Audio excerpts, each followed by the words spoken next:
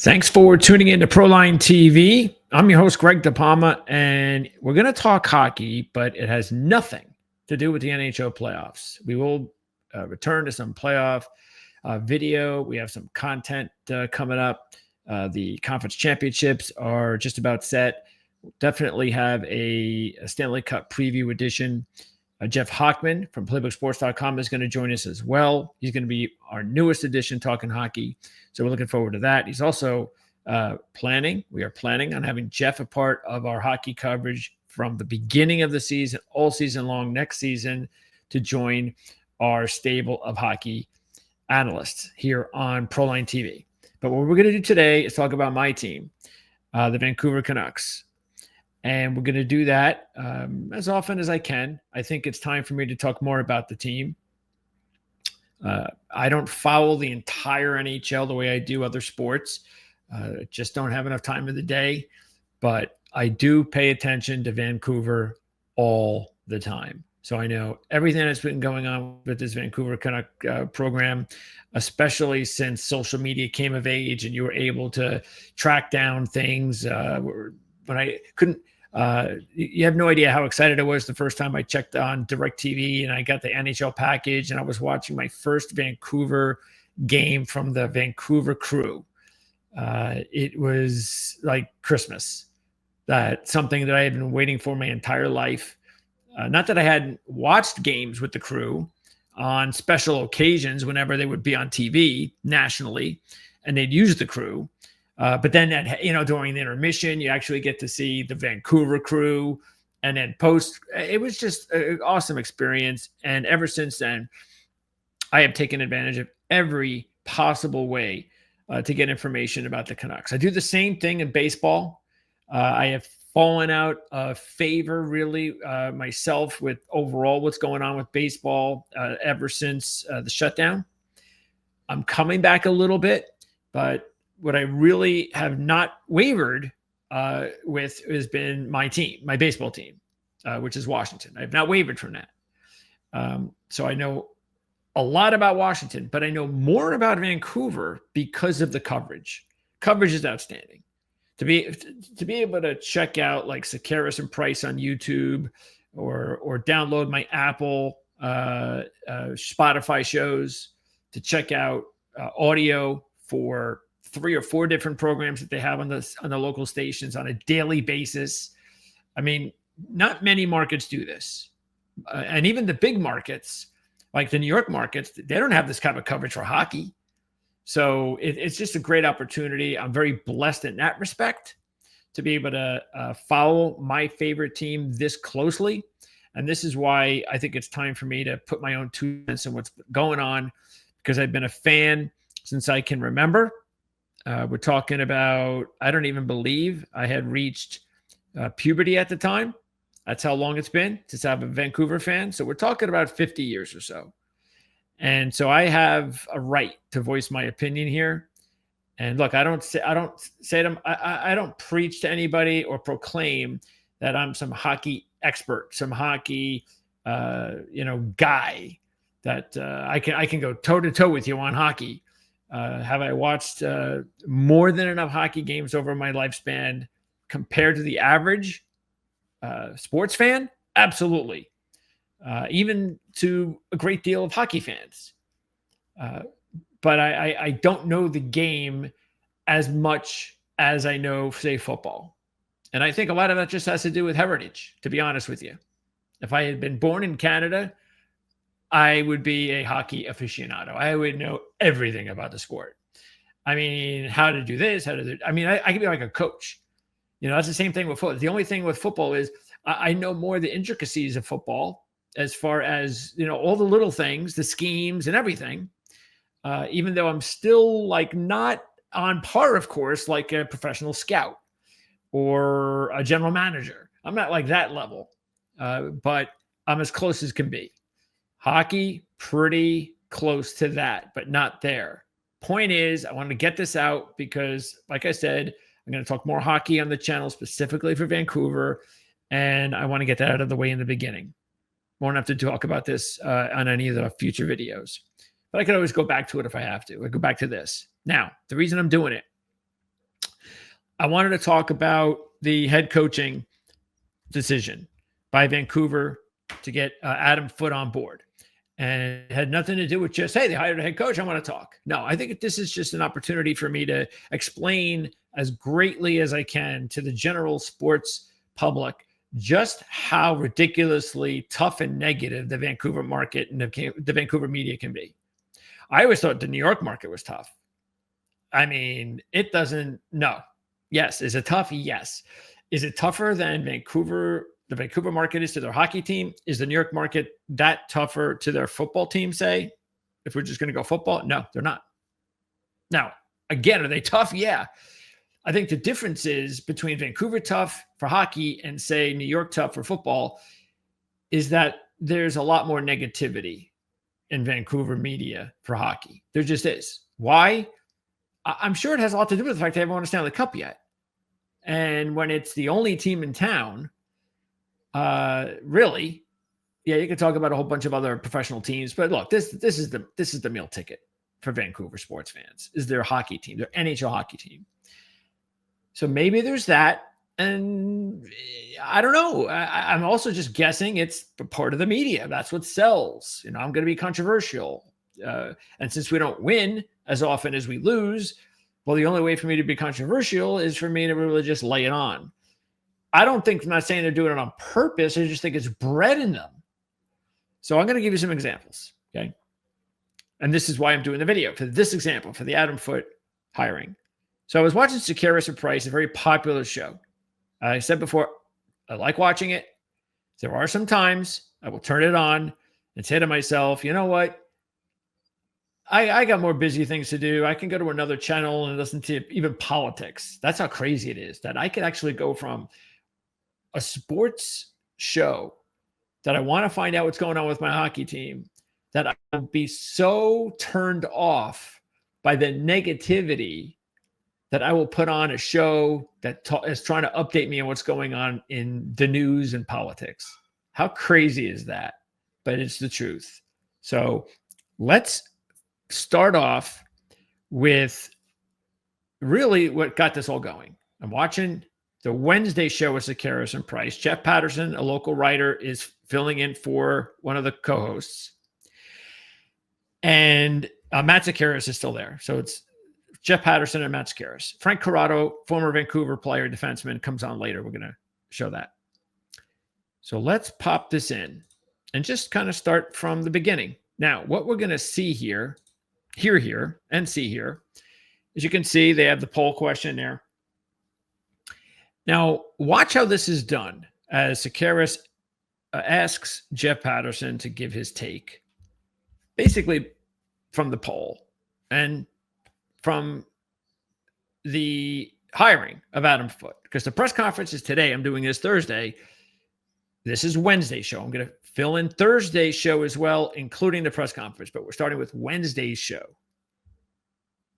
Jeff, first opinion goes to you, sir, as it often does. Yeah, I mean, you got to give the guy the opportunity, I suppose. I was on Team Manny. I thought Manny Malhotra was the right guy for the job that he's done down in Abbotsford. Okay, so Team Manny, if you're not up to speed in what's going on in Vancouver. So Manny Malhotra, former Vancouver player, he's been an assistant coach around the league, Vancouver, and he's done a tremendous job in his first year as head coach of any kind with their major minor league affiliate. This is the one that you will see Vancouver players go from this team in Abbotsford to Vancouver. All right, he's done a tremendous job. They're still in their playoffs, their minor league playoffs. Okay, they're still in it, and Malhotra's doing a great job. And there's a lot of talk because of the job he's done, his ties with Vancouver, just have a guy he is, coach he is, that, you know what, with Tocchet leaving us dry, this is the guy that makes a lot of sense, even though Adam Foote, who did eventually get the job, was clearly the other guy. I mean, it was going to be Foote or Malhotra. And the media would like you to believe that Marco Sturm was an option, which was never an option, because you're not going to go with an assistant, with a minor league coach who's also had success over the minor league coach with success in your own farm system. It makes no sense. Made no sense. It was never going to happen. Just like Rick Tocchet going to Seattle was never going to happen. Okay. The whole reason Rick Tocchet left for Vancouver, the entire reason, 100%, was because he knew the Flyer job was open and he knew that he was going to get a chance. And as soon as he felt 99.9% that he was going to get that job, he left Vancouver. He needed to be sure. As soon as it was available, he left. It was a personal decision for Tocchet. I don't begrudge him for it. There's no hard feelings. But the fact of the matter is, Vancouver fans need to get over the fact that as good as Rick Tocchet has been, and hopefully will continue to be, because this is again why they, in my opinion, Foote's here to keep the momentum going. The same coaching staff, basically, or a big part of it, will keep that structure and everything else going and staying the course. That's what Tocchet legacy will hopefully be for Vancouver on their way to Vancouver winning a Stanley Cup. That's the goal. But for Tocchet, he did it. He left for Philly because that's where his heart is. And I don't blame him for it. But Vancouver fans need to get over the fact about God Tocchet. Like, he was this godlike figure, because this is also, and look, there's no question he's great with press conferences, great with the media, highly intelligent, loves to talk, all of that. But you got to get over it. And the reason I can get over it very quickly is because he didn't want to be here. His heart was somewhere else. And when that happens, that's it. All right. Thank you. You want to be somewhere else, then go. Leave. You left us. This is not where you wanted to be. And you can sugarcoat it all you want. And again, I get it, but he did leave us. He left us dry. We wanted him. We were willing to pay him.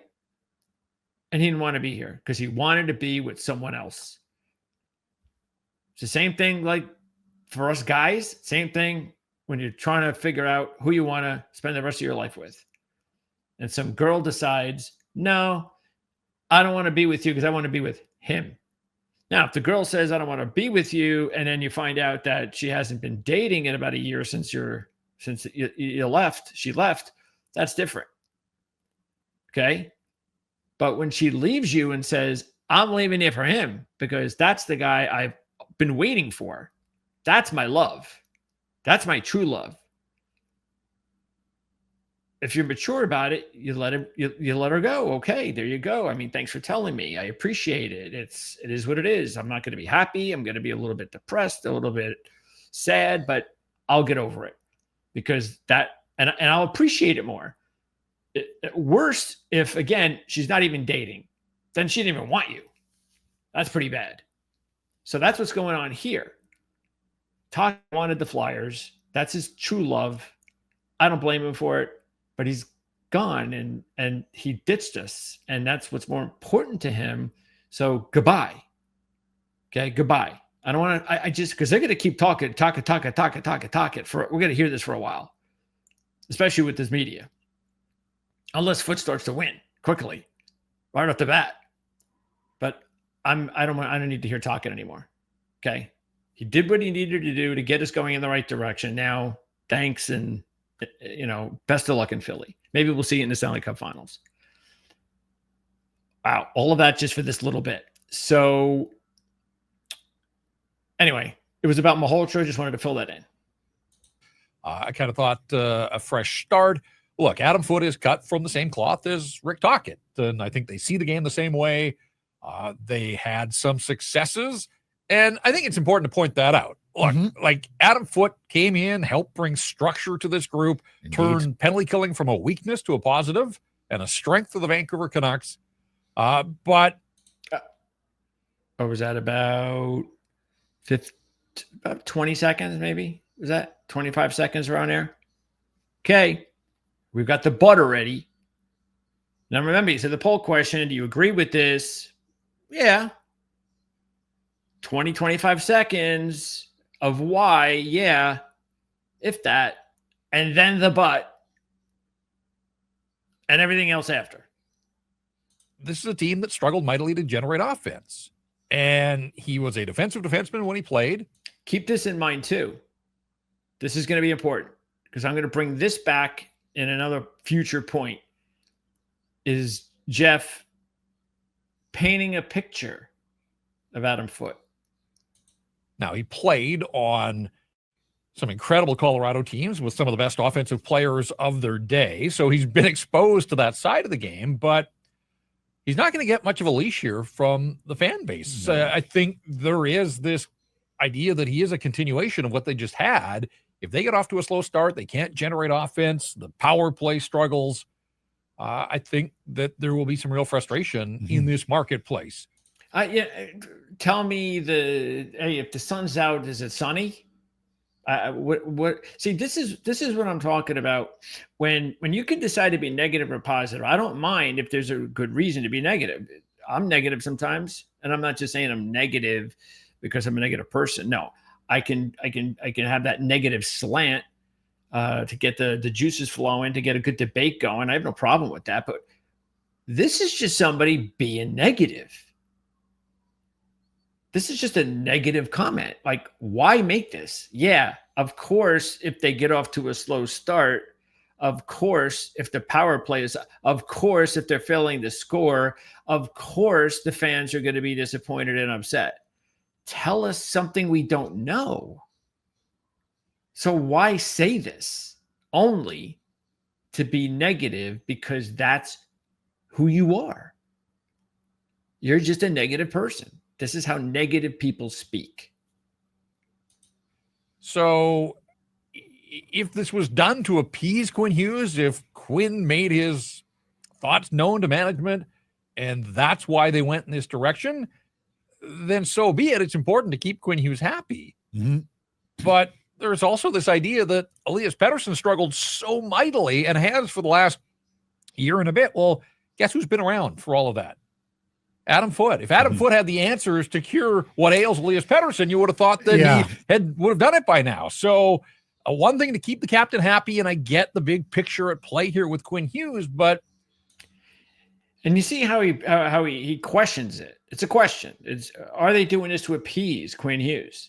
And then all of a sudden, it's all very quickly, and the media does this all the time. Okay, it's not just Jeff. I've seen this happen hundreds of thousands of times over the years.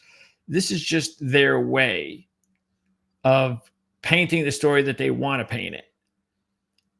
So nobody knows to the extent of how Vancouver's management relied on Quinn Hughes' decision. Nobody knows. They don't know. So he poses the question, and then quickly, didn't take him long, he has concerns over that. Like it's a fact. Like he went from it being a question to now it's fact. So I have some problems with that. Problems with what? That nothing happened. There's no proof that Quinn Hughes had anything to do with this hiring. I think there's a little bit of a dangerous path to be doing everything just to placate one guy, even as important as that one guy is. Did you vote yes or no? I'm going to give him a chance. Yeah. See?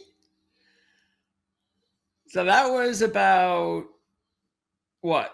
Over a minute of negativity. And when it's all said and done, are you gonna give him I'm gonna give him a chance. Well, you didn't act like it. You didn't sound like you wanted to give him a chance. Okay. Let's move on. Let's go to the next one. Okay. So ultimately, you got to put the puck in the net as well. Right. Here's actually a good comeback from Matt on Jeff talking about the offensive issues and those concerns and this idea that keeping a voice and one that the captain liked, and by extension, I think other players have expressed how much they liked working under Adam Foote, certainly the defensive guys. But again, I come back to this idea that, sure, their ducks are in a row defensively. They've got solid goaltending, if not spectacular goaltending. So he inherits strength in this organization. In his area of strength. But ultimately, you got to put the puck in the net as well. Right. And those concerns remain for me. And fair, very fair, Jeff. I would argue with Foote, like I argued with Tocchet. It's a personnel matter, though. Like, honestly, I think the solution is more about his superiors and who they're able to deliver to this team this offseason than it is, or as much as his ability to coach offense. It's very difficult to coach offense. How to put the puck in the net. Players either have it or they don't have it. And that's a great comeback by Sekeres. Absolutely great comeback. So as Jeff is being Mr. Negativity again and talking about, well, there's a lot of weak offense around here. And now you got a guy that's a defensive coach and he's going to be the guy that's going to be able to figure out how this team's going to score more. Well, how's that going to happen? And then Matt basically says what I would have said to him. So I'm glad Matt said it, which is, well, it's because there's not enough players here that can actually put the puck in the net. That's what the problem was all season. The thing that drives you crazy as a fan is that, or this team, is that if they would have avoided a great deal of the injuries this year, the key injuries, the Brock Besser injury, the Pedersen injury, definitely Demko a couple of times, and Quinn Hughes. And then throw in JT Miller's absence. All of this was going on. And it took them until the last 2 weeks of the regular season to be eliminated. Meaning, if like they had the year before, all of these players played. They didn't miss time. If they did, it was a game here, a game there. If those players played just like they did the year before, this is a playoff team, and it's not even a debate. And I'm telling you right now, if they're a playoff team and they go out in the first round, by the way, Rick Tocchet still leaving, still going to Philly, because that's where he wanted to be. The only way he wouldn't have gone to Philly had have been if they would have made a big long run, and it was like, okay, now the next step's winning a cup next year. But there was so much turmoil. It was so disappointing in the long run. The Philly job opened up. I'm gone. This job's opening at perfect timing for me to get out of here. That's my team. That's who I love. Anyway, so this was a very good comeback because that is all it's about regarding if they're going to score more. Is going to be getting better, talented offensive players in your system. And when they do that, and I believe they will, because unlike most of the media here, I trust this front office because they have a resume. They could say what you want about Patrick Allvin in charge. We get that. And he basically has a very short leash now if Rutherford decides to step away. But Rutherford's won multiple cups, different teams, a lot of success in hiring the right coaches. And that's another reason why I think this negativity is unwarranted. But later on, I'll give you a different side of Matt Sekeres pertaining to Patrick Allvin and his lack of faith in his ability to run the team. If in fact, who knows, Rutherford is actually gone earlier than later. Okay. So let's move on over now to the letter. A good teacher, person who knows what it takes to build a Canucks have opted for continuity here, coming off a non-playoff season of 90 points. We'll read the statement from General Manager Patrick Allvin saying, Adam is a strong leader, good teacher, person who knows what it takes to build a great culture and winning attitude. I honestly feel like you could take this statement and put Rick Tocchet's name in where Adam Foote's name is and get pretty similar to what we heard 2+ years ago. His past experience on the ice have translated nicely into the coaching style that fits our organization's goals and visions. He has worked extremely hard the past few years, getting our players respect, trust for strong communication, honest, straightforward opinion. So there you go. He knows this group better than anyone else we interviewed, and his inside knowledge and understanding of what it will take to get us back to where we want to be. Adam brings structure, accountability, a detailed, oriented approach to his coaching, a process that will send a clear message to our group about the way we want to compete, practice, and play hockey. If I never hear about Canucks practice habits again, I will be the happiest guy in the world. How many coaches? The hill he's dying on, Jeff. How many Practice coaches do we have to go through? Habits. These are professionals. If they haven't figured out the practice habits yet, are they ever going to get the practice habits that they want? Like, that's all Patrick Allvin ever talks about is the practice habits. Then, well, again, you're hearing Jeff talk about something that is fair because it is true. Allvin constantly talks about the players needing to be better at practice, being more accountable. And sure, I think this is a reasonable skepticism about, well, are they, do we have the right guys? Are they practicing as well as they should? What's going on there? I would have handled it a little differently. Again, I think the best way to have handled it is what they did in the press conference when it was a question to Patrick Allvin regarding the practice. Matter of fact, I think it was the last question. See if I have that down here.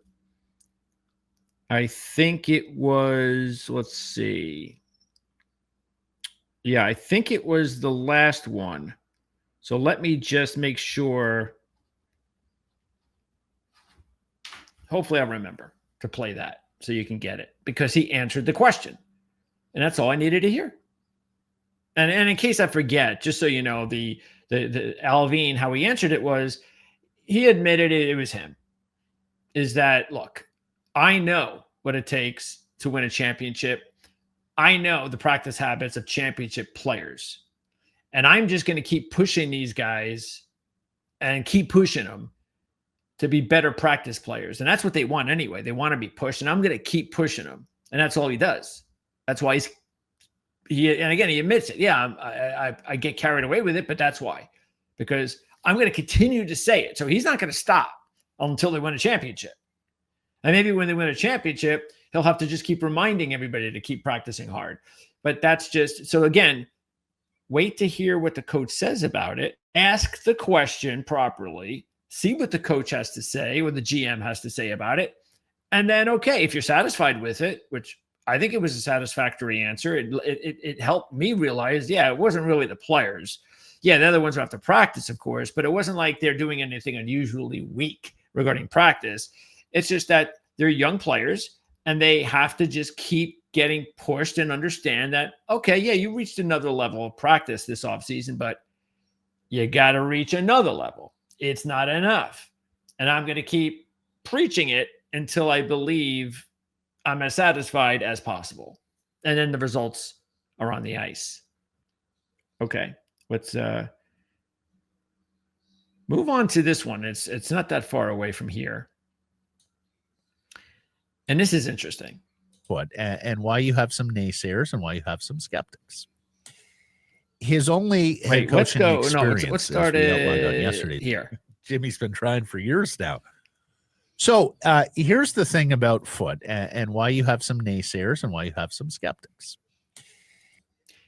I just started to crack up when he said this. Now you're probably going, I don't know where you're getting at. And you had to listen to the whole 14 minutes at this point because I just think it's hilarious that Matt says it like, well, now we're going to talk about why there are some skeptics and some doubters and so forth. And I'm like, now we're going to find out about skepticism about Adam. Now, what have I just heard for the past 10 minutes? I've heard 90% skepticism. So I just thought it was funny the way he said it. So let's now talk. And then he goes in to talk about basically his previous stop and that there were some issues at the stop. And we can play some of that. His only head coaching experience, as we outlined on yesterday's program, was with the Kelowna Rockets of the WHL from 2018 through to 2020. Now, this was during COVID. So it was, you're not going to give him a pass, but at the same time, obviously, it was a different environment than what you would normally step into as a head coach. He compiled a 48, 49, 10, and 4 record as head coach of the Rockets in a season and a half. His son Nolan was there and was the captain of the team. His son Cal and Dylan Dubé 2 of the 5 players who stand accused of sexual assault in a London Superior Court. That trial is underway right now. The players have pled not guilty. They had already left the Rockets by the time that Adam came in. He was fired months before Kelowna hosted the Memorial Cup with just 14 games remaining in their season. And Jeff, I understand, and Jeff's got vast contacts throughout British Columbia hockey, his time covering the Canucks, and of course, prior to that, voiced the Kamloops Blazers. You heard some not so thrilling reviews about Foote's time there, and what, a lack of relationship building? Would that be it? Yeah, somebody that has been around Adam Foote at the Western League level. And again, this is going back the better part of 5 years. People grow, people change, but and his first head coach. Okay. Once again, Jeff starts off with the way he should start off with. Hey, look, it happened 5 years ago. People grow, people change, because you know what? A lot of them do. Now, some of them don't. And if Adam Foote hadn't changed, he wouldn't be in this position. So he obviously did change. He obviously did grow. 5 seconds, and then the butt. I got a note that said it was a disaster NHL. with Foote and Kelowna. Arrogant, tried to fight every opposing coach. Staff didn't like him, and the players didn't either. Remember this, because we're going to get into it on the press conference, okay? Because when I hear a beat guy for a team bring this kind of stuff up, what I'm kind of thinking of, knowing he's going to be in the press conference the next day with the coach there, hey, this is going to be an interesting question. I want to know from the horse's mouth. What did he, how does he respond to this? So we're going to get to that a little bit later. Could not have gone worse. So not a glowing review of. We don't have to go much further in that one. Moving on over. Now, this one was about Todd Nelson. And Todd Nelson is like one of the best minor league hockey coaches now that we have, because he's won all sorts of championships, but yet he doesn't sometimes even get interviews. Why isn't he a head coach in the NHL? I sat down and objectively tried to evaluate some of these candidates. And of course, a lot of them were not previous NHL head coaches. So you had to go a little deeper into their backgrounds to get an understanding of who they are and what they've achieved. I got to say, I was astounded that Todd Nelson has had as much success as he has. He's won 3 Calder Cups with 2 different organizations. And the last 2. And his team's still alive in the playoffs this year. I believe they play Friday? I believe they got a chance to be eliminated Friday, and then you look even further back, like it was a Continental Hockey League or one of those semi-pro leagues. He won that league twice too. He won as an assistant with the Chicago Wolves back in the day. And as we talked about, he was the first guy who really sort of got the Oilers going. The record wasn't splendid there, don't get me wrong, but from whence they came, he actually started turning a bit of a corner with the Oilers when he took over. Right. And I'm such a believer that guys are better the second time around. Like I'm shocked. Like, and so I think there must be more to this story. John Shannon mentioned to us the other day, he said he thought Todd Nelson's time had passed, that he had sort of been typecast, pigeonholed as an AHL coach who might not be able to handle all the rigors of the NHL. But I even said on yesterday's show, I got a note from someone we know in Edmonton, the media who covered both Nelson and Jay Woodcroft, who thought Nelson was absolutely the choice between those two, that he was a no nonsense, no BS guy, like an authentically good person. And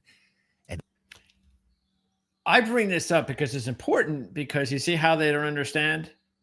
There's got to be something going on. We're not here. Yes, of course there's something going on that you don't understand. And let me maybe, I don't know, enlighten you a little bit here. You don't know a lot of everything that's going on with every team, including the team you're covering. You may think you know a lot because of your contacts, because of how long you've been there. And boy, you hear everything. If anybody knows anything about the team, I know. No, you don't. You know, maybe depending on the franchise, if you have people in charge that don't know how to keep it in-house, yeah, they're not going to last much longer anyway.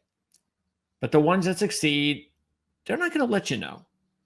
You're not going to find out the important stuff. So you don't know. You don't really know why Adam Foote is the head coach of Vancouver. You don't know what kind of an impact Quinn Hughes has with the hiring process. You don't. And I have no problem bringing it up and having conversations about it.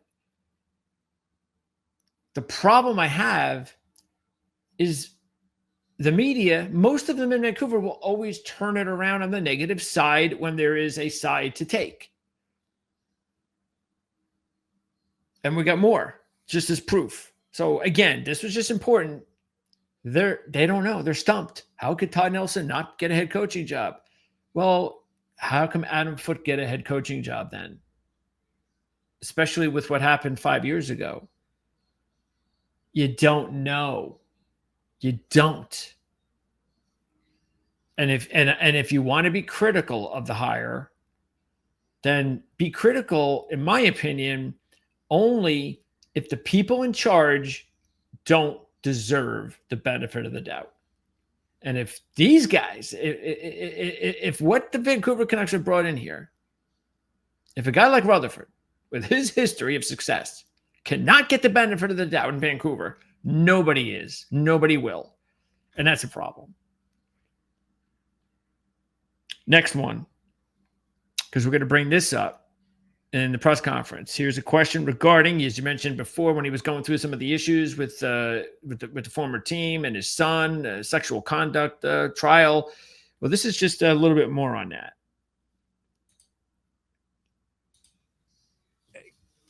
Can Adam Foote devote every bit of his being to being the head coach? How distracted is he? Yeah, now he doesn't have to coach any games here in the month of May and until training camp rolls around. But yeah, I mean, extraordinary times. Well, that's it. I mean, within a couple of weeks here, if the players are found guilty, Vancouver Canucks will have a head coach whose son is suffering, I suspect, pretty severe consequences for sexual assault.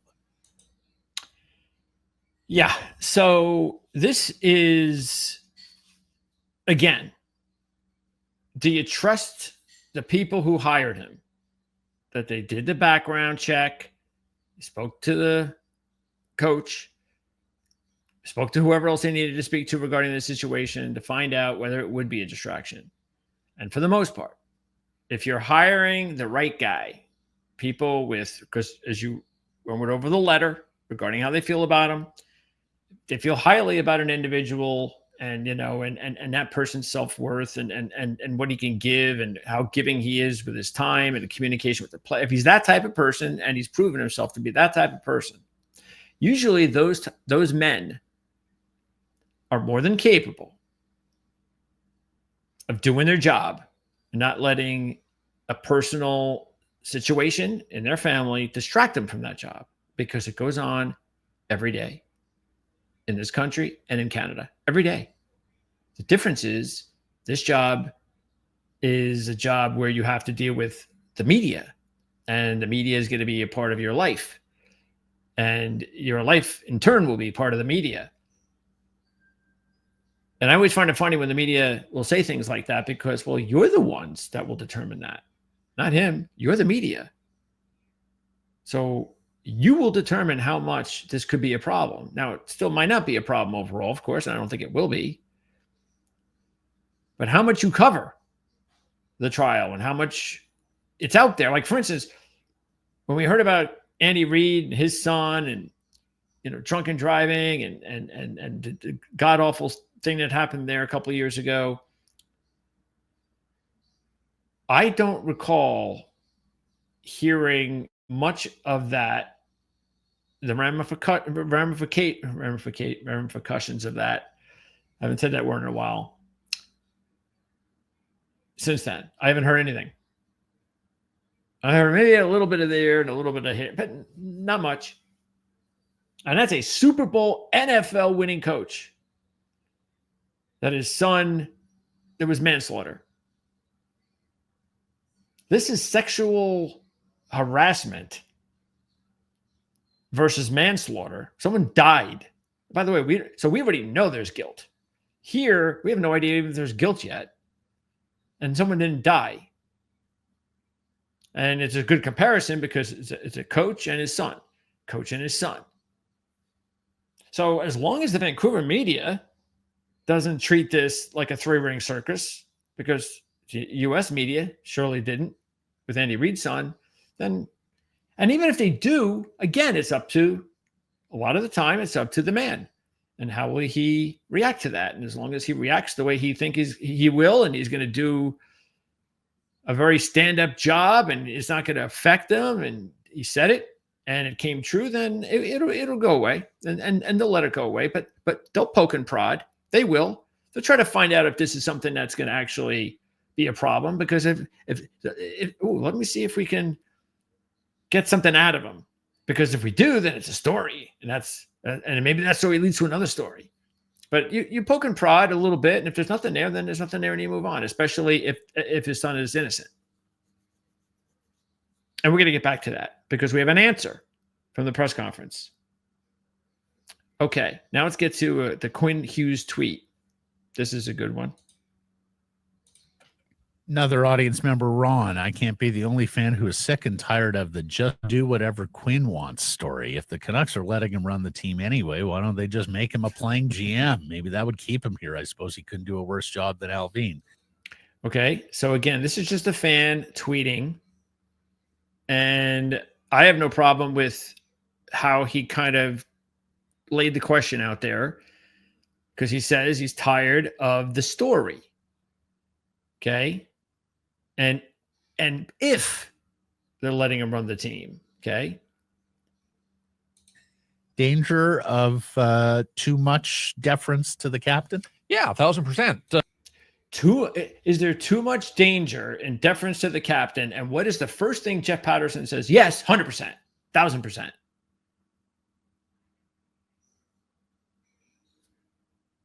The tweet just said, if this is how the front office is allowing things to be run there, and they're allowing their star player to dictate who's coach and this and that, and well, then make him the GM anyway, kind of funny kind of thing. But yeah, it's the story is kind of, I don't want to hear about this. If this is true, this is not good. This is not a good look. But I'll make some light of it. Okay. Pose the question to Mr. Patterson, and I'll play it again. And not just in the offseason, but on the ice as well. As great Let's as pose it to Jeff Patterson. Danger of too much deference to the captain? Yeah, 1,000%. Yes, 1,000%. Is there danger for deference here? Yes, 1,000%. What? 1,000%? A danger? Why is that? Who said Quinn Hughes is running the team? Nobody. You, the media. You're the one saying it. That's why the fan is sick of the story, because he's wondering now if that's the case, because the media keeps digging into this and making it look like, again, not that it's a question to them, it's a fact. This is now a fact that Quinn Hughes is running the team and is a big part of everything going on with the team, because that's what Patrick Alvin said, and that's what Jim Rutherford said. No, they didn't. Never did. They never said anything to the case. Nothing. The only thing that has come out of it is Rutherford said, hey, I tried to call Quinn Hughes after the whole Tocchet thing, and I wanted to talk to him first, and he wasn't available. And so what did the media believe after that? Well, he never got back to him. That's not a good sign. When it turns out that he didn't get back to him because he was on the golf course and the phone wasn't available anyway, and it took him a long time to get to him, and there was no story there. But hey, they didn't want to wait to Vancouver media. They didn't want to paint the picture that, oh, wait a second, Quinn must not be happy. They got to make him happy. This is all media driven. 1,000% media driven. And we'll have an answer for you in the press conference regarding that. Once again, this is the negativity of the Vancouver market. We're going to make this a story, even though we have no idea, none, whether Quinn Hughes has any impact on whether Vancouver hires a specific coach. We have nothing there, but we're going to speculate, and we're going to speculate, make news, and it's always going to be negative. Let's now get to one more on this show before we turn over to the press conference. And this is also going to be important because we're going to go to Frank Corrado here. He's going to join the group. And they're talking about Adam Foote and his style, basically. Oh, what am I doing? So at some point, it becomes, hey, I had to do this. You just want to avoid that conversation from happening. So we know that Adam Foote as a player was this hard rock, stay-at-home, physical force. And the last couple of years has run the Canucks defense. And under Rick Tocchet, as you said, Tocchet-esque, they have brought structure back to town. And I know that the Canucks like their goaltending. They like what they've done to revamp this defense. Do we have to give Adam Foote the benefit of the doubt, though, that as a defenseman who has coached the defense exclusively here for the last couple of seasons, that he is going to be able to sort out the offensive side of the game, because that's the biggest need for this hockey club right now? You see how animated he is because with that question, because you could tell that that's what he believes. That's where all the animation comes from, because I believe this. So should we give the benefit of the doubt, though? You tell me. You're a player. You should know more. Should we give the benefit of the doubt? I mean, is it the defensive coach and offensive problems, and he's going to be able to figure it out? I mean, is that really? And I always find it hilarious when analysts or members of the media, and they because when I talk about the media, I talk about writers, people who follow teams and such, and then I could say analysts are like the guys on TV, or basically experts or people who do this for a living. So I always just find it funny how they believe if you're a coach, you're being hired. Because look, I do agree that a lot of times owners will hire, GMs will hire coaches based on how successful they were on one side or the other, offense or defense.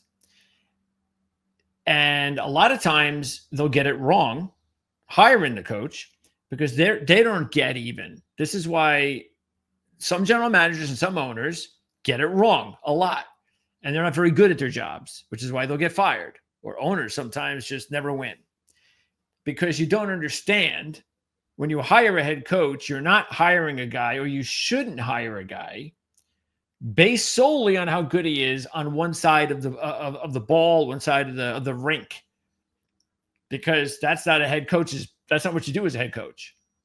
You have to be a leader of men, a leader of a team. And if you can't lead a team and only one side of the team, then we're leaving it up to you to make sure that you hire the right coach on the other side. And now it's just pot luck, because if you don't make that correct hire, well, now you're screwed, because you're not a great head coach. You're good at this side, but the other side, you didn't hire the right guy. And now it's all and this happens a lot.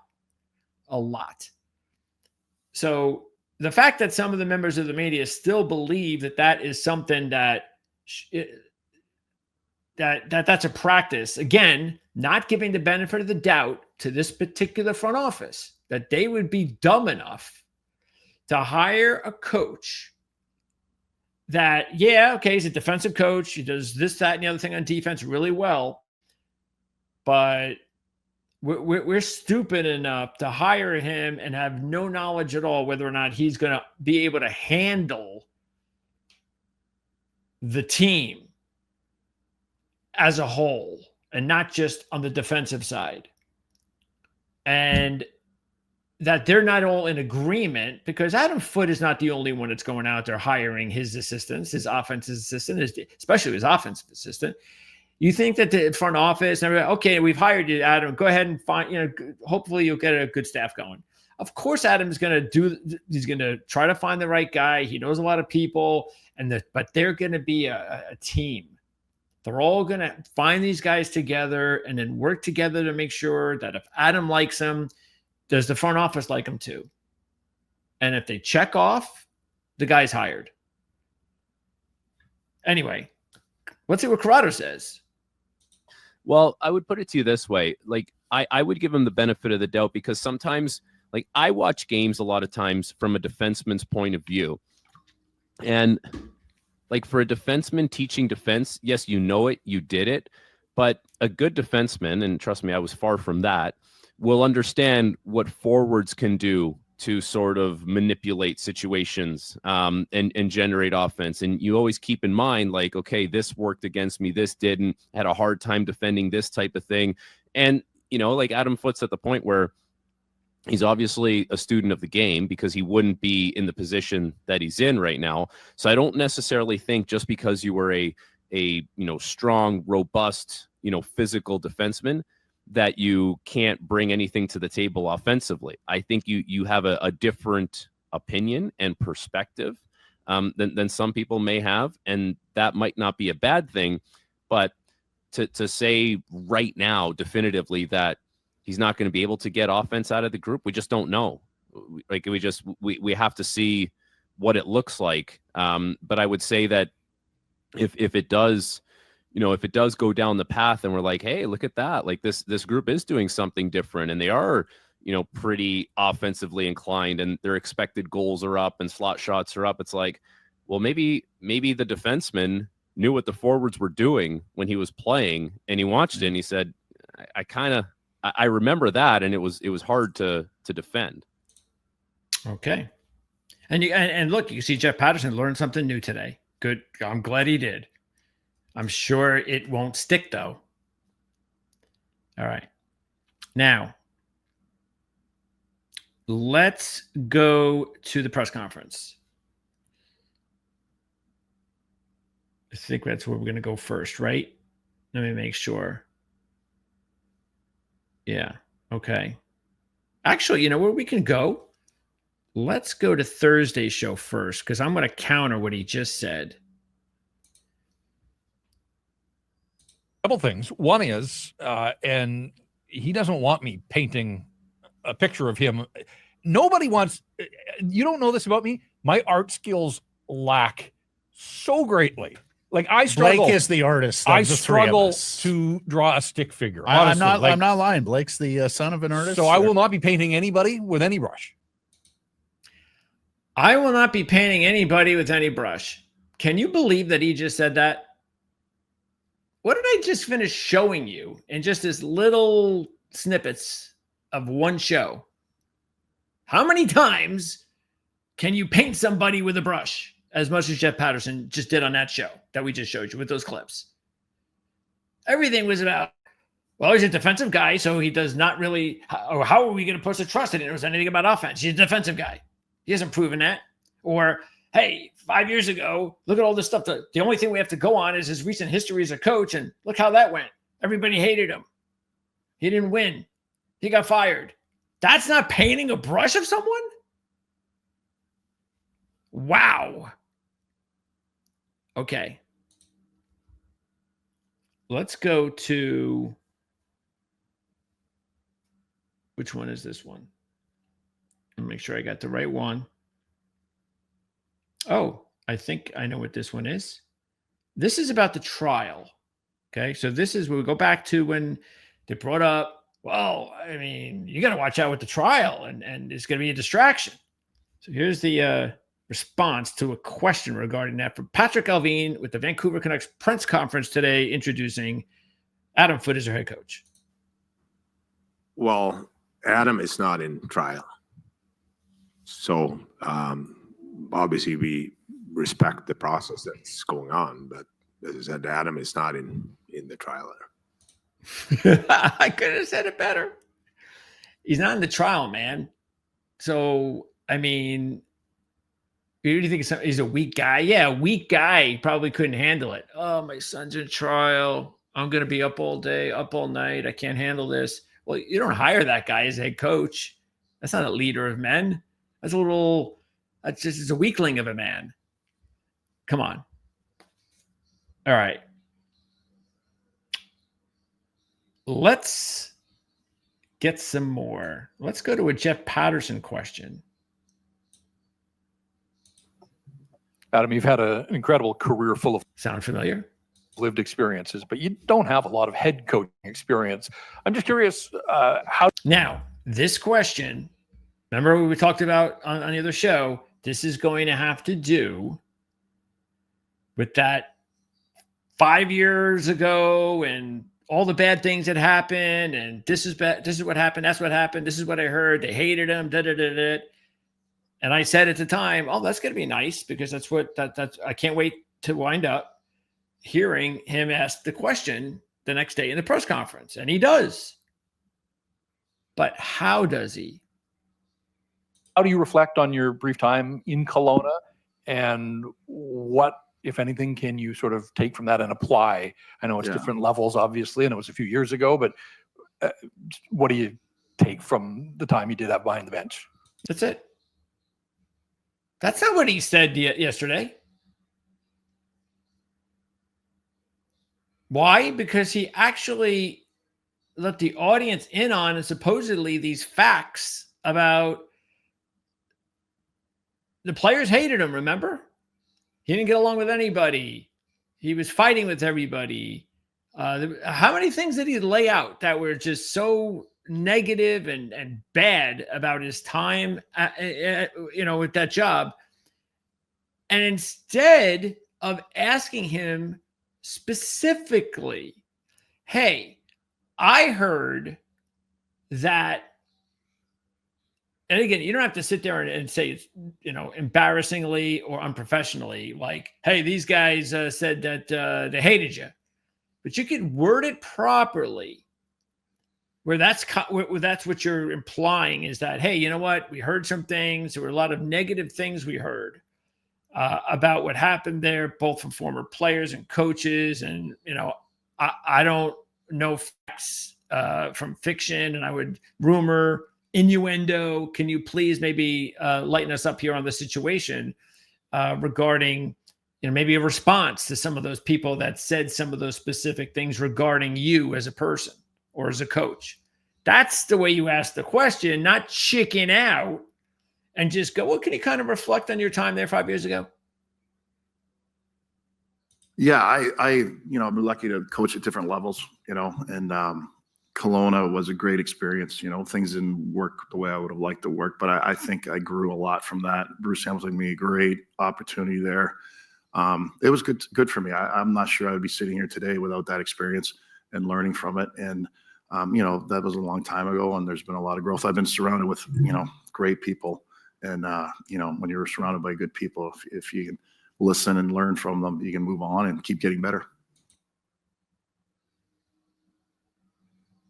Would we think we would hear anything differently? That's what you would feel that you would hear since he got the job, because there's no way, if he didn't grow, if he didn't meet the right people to help him grow and become the man he is now from when he was then years ago, you wouldn't get the job. Unless, of course, you're still kind of that person and the people that are hiring you have no track record and they haven't won before and they don't know what they're doing. They have a track record of losing and making stupid decisions, which the Vancouver front office does not have. They should garner some respect, but you don't get that in Vancouver. Okay.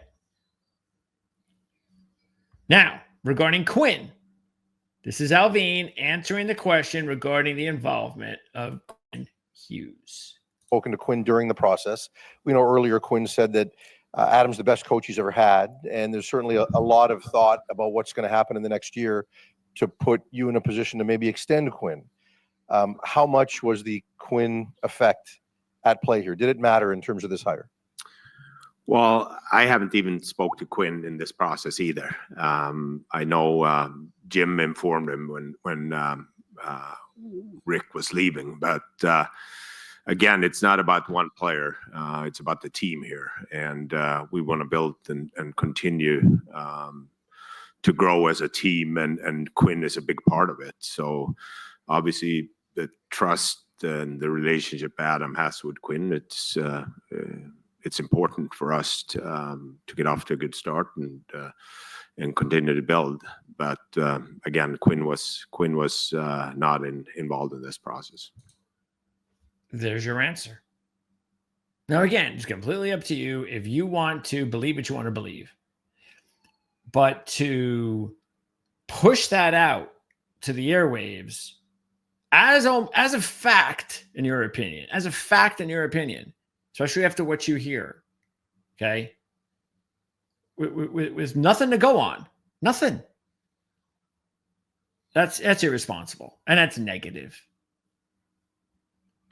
I mean, it's easily negative. I mean, I don't want to even go down to the negative. That's irresponsible. Okay, now let's couple more to go. Here is actually, I've been hard on the media here. Let's get to a good question. And this is going to be the last one here for the press conference. Today in the press release, we're months away from Adam running his first practice, but what haven't you seen from your group? Jeff Patterson too. Okay, I'm going to give Jeff Patterson his due. Remember, we talked about the practice question. Over the last couple of years, that practice habits continues to be sort of a central theme. Well, if you look around the league, players want to get better all the time, and to become a championship team, it's how you prepare yourself. You watch all the best players, how they prepare themselves every day in practice, then the game comes easy. And I think for our fairly young and inexperienced group in the playoffs, I do believe that that's something we're always going to push to get better and raise the bar. And when you learn the game through practice, the games come so much easier.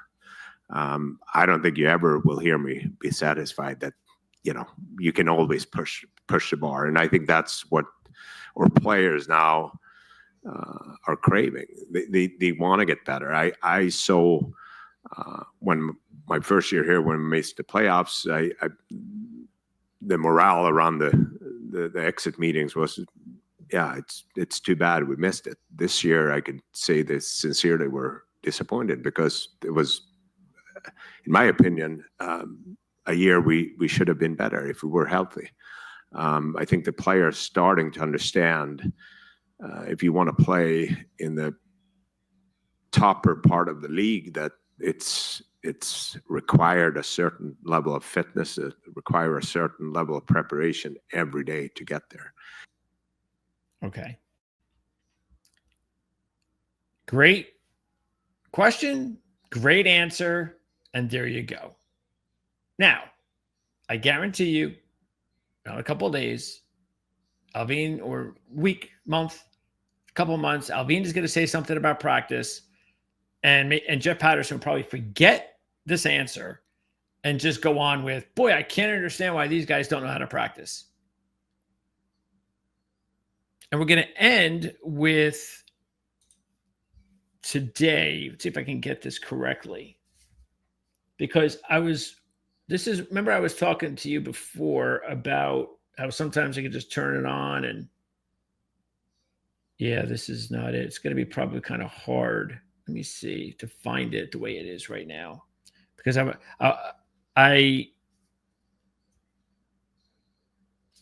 me see. You know what? Instead of searching for it, I'm just going to let you know what it was. Okay. I turned on the video today, and I'm thinking, okay, well, they got a new head coach in a press conference, and again, when you're trying to get some information from your team and you hire a new coach, for the most part, there should be optimism, some excitement. you just want to keep that going and kind of, you got like-minded fans from the city and you want to kind of get into it. And then I turned it on, and like one of the first things Matt Sekeres talked about was that he was not convinced in the least bit that Patrick Allvin wanted to hire Adam Foote, that you could just tell that he wasn't excited. And he talked about the difference between how Rick Tocchet had run the room, and he was just a godlike figure in the room, and the media ate it all up. But Adam Foote was just okay, he's just not exciting, and I wish he would have said this or that, and yeah, it's just he's not Rick Tocchet, but yeah, Allvin. Almost like this is his fallback plan. And it's just, I can tell it just looked like to me, very unhappy backup plan. And you know how dangerous it is to try and read anything from someone's disposition. More than ever, the worst thing you can do, which people do it all the time nowadays, is try to read somebody's emotions off of texting. That is the dumbest, stupidest thing you can do. And it leads to a lot of miscommunication. And especially, I can imagine as far as, relationships, personal relationships, it's very damaging. But people do it. They do it all the time. They think that the way a text is read, that they must be, they must mean something that, I'm interpreting it one way, but in reality, that's not it. You're reading it all wrong. And instead of trying to clarify it, a lot of times the other person won't. And this is also the same thing when you're trying to read someone's just outward disposition and how they carry themselves and how excited they are with their, I'm so excited to hire Adam Foote. Yay! I mean, come on. This has been... I have seen Patrick Allvin and Jim Rutherford in every press conference at the end of the season and in this offseason so far. This is exactly how they've handled themselves. Why? Because this is how you should handle yourselves when you lose. When it's been disappointing, when nothing right has happened compared to where you thought you were going to be, you are not, nor should you, come on and start smiling all the time and have this great disposition regarding and future and this is great and don't worry about what we did there and we've got a lot to look forward to, and come on. If anything that we learned from this Vancouver duo here, Allvin and Rutherford, is they just lay it on the line with the way they act, the way they feel, the way they talk. That's the way they are. That's the way they're feeling. And Rutherford has been just so outwardly open in his press conferences. It's been very refreshing. He gives the media more than they deserve regarding the truth. And so they haven't hid themselves from how they feel. Okay. But it's very tricky to start to think that, well, if that's how he looks there, it's got to be because of the guy here. No, you don't know that. You have no idea. That is a major, major guess. It's not a 50-50. It's not a 40-60. It is a guess. It is a 20% guess. You have no clue. Okay. And to, once again, opt for the negativity in the beginning of a video. Okay, you just watched the press conference. Now you're going to talk about it. And one of the first things you talk about is you're going to go down the negative road about Patrick Allvin just looked like he was hiring his third choice. Come on. See, they didn't have anything to slam Foote for because he didn't have a bad press conference. So what do we do now to kind of spruce things up here? Allvin. Well, he didn't look happy. Yeah, I bet you. Adam Foote was not his first choice. Let's go with that direction. Come on, man. Really? this is what I'm saying. I have no problem with hearty debate. One guy takes one side, one takes the other. The problem is you're not getting that here. It's one guy takes the negative side, the other guy takes the negative side, and it's really boring. And I don't understand why they think that this is what the Vancouver Canucks fans want to hear when you turn on the radio and you're driving home or you're trying to watch from home. Why would you think that's what they want to hear? If there's warrant negativity or warrant to be, to instigate and to question, that's fine. But again, I've given you a lot of different circumstances here where there's nothing there, but it'll be negative then. There's nothing there, negative. I don't have a negative story. I'll make one up. And I just don't get that. I don't understand why they think that that's good. I just don't. And look, I don't believe in, hey, we hired the coach. Okay, everything's positive. We love the coach and we love everybody. No fan base should be that trusting. Okay. I have just been around long enough to know the difference between the people who are running your favorite team and whether or not they deserve to be respected. So I because I have endured the worst run teams, I have endured the worst coached teams, and I know what that looks like. And I also know what it looks like to have a successful team, to have a winning team, to have a good coach. I know the power. I know the difference. And I'm not going to use the word juxtaposition, a word that I don't ever remember hearing until I was about 45 years old. And now I hear it like every half hour on a show all day long. It's like it's the word that nobody uses comparisons anymore. Nobody says compare. Even when the word should be compare, they still use juxtaposition because it makes them sound smarter. Seriously, I never heard the word until like 10 years ago. So someone started using it and it was like, hey, that's right. That's part of the English. Why do I say compare? I'll just say juxtaposition all the time. I'll sound smarter. Anyway, so I didn't use it there because I never do use it. Never have, ever. Not once. No reason to. But yeah, I mean, come on. Give these guys a chance because they've only been here a little while. And in a short period of time, they made the great hire to bring Tocchet in. And within a year, they're in the playoffs and they're that close to round 3. And he did it in 2 years.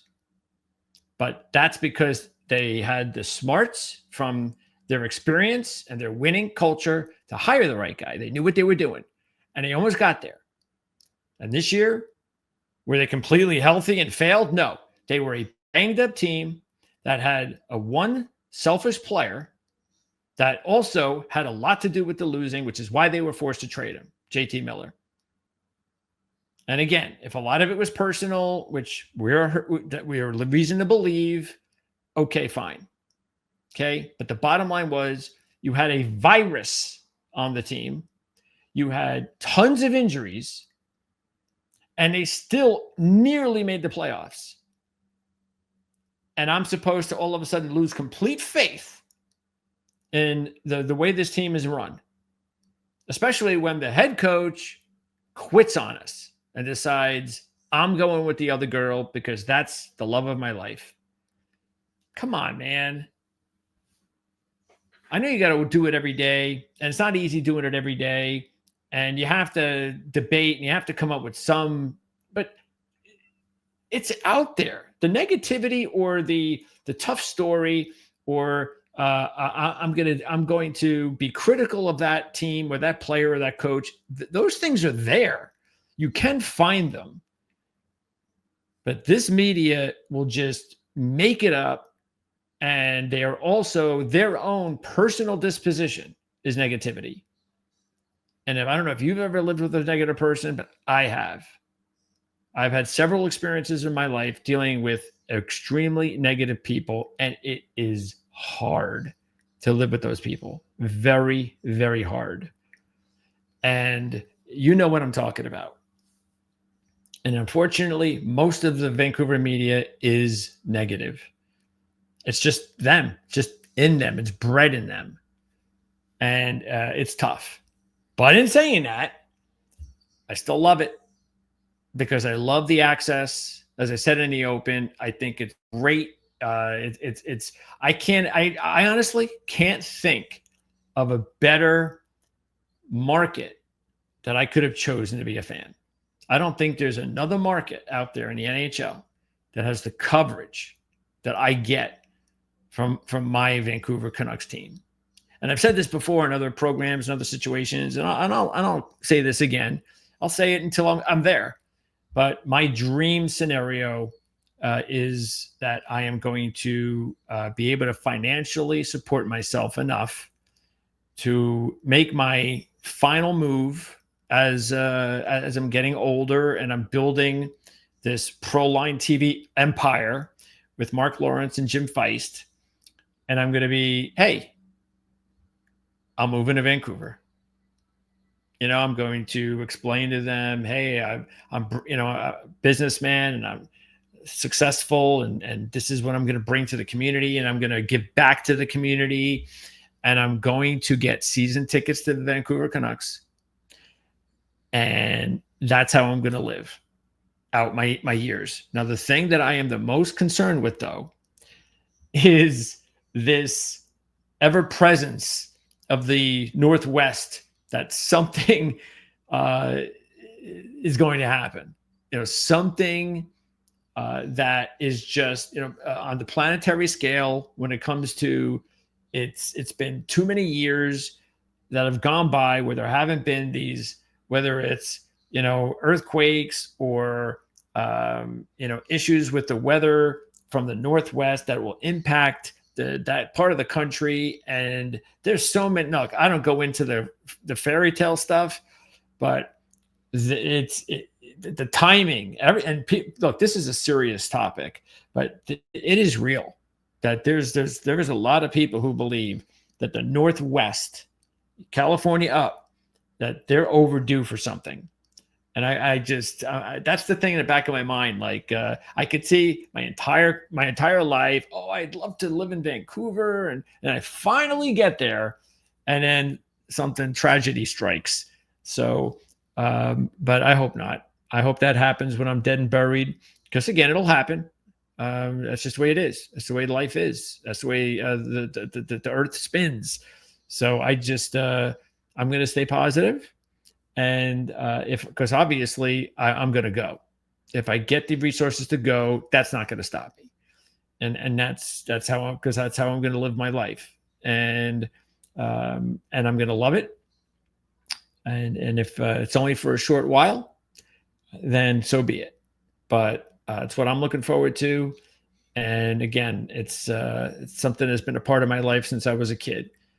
And I've got a lot of those stories to share with you guys here on the channel, but it's going to have to come to a conclusion today regarding the hockey aspect of it.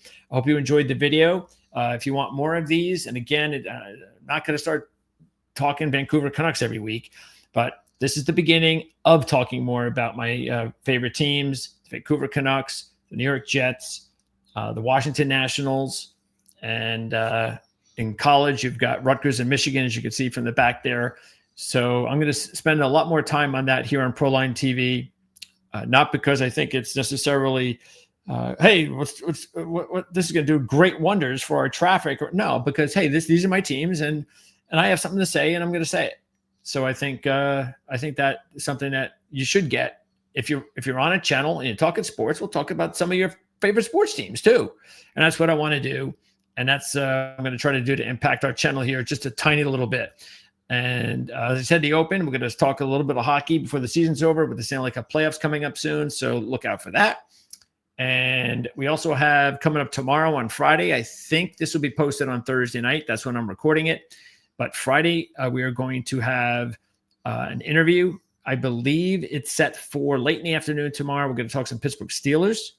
So looking forward to that. And then we got a bunch of other NFL interviews lined up over the next couple of weeks. Also going to do some college football interviews as well. Usually I would wait until the fall for that. Not going to do that this year. We're going to talk about some of these teams, spring practice. We've already done that with Rutgers. We did the transfer portal report here. So you can check that out on the channel. So a lot to do here on Proline TV. We're actually also going to change the schedule as soon as next week. We got a lot of changes happening because we have a plan. We're going to open up a Patreon account real soon. We have a lot of things going on, and trust me, if you're a sports fan and you love to gamble, play fantasy sports, or you just love good content about a lot of different sports, this is the channel for you. Let us know what you think, and we appreciate you giving your time, because if you're still listening to me now, then you're a diehard, and thumbs up. So thanks for tuning in, and hey, Vancouver Canucks fans, we'll talk to you again real soon.